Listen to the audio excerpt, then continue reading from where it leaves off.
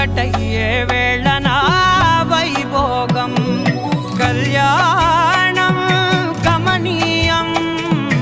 ఈ రెండు మనసులే రమణీయం ముడే ముళ్ళట ముడి పడుతుంటే ముచ్చట నాలుగు దిక్కుల కంట చూడ ముచ్చటైన వేడుకంట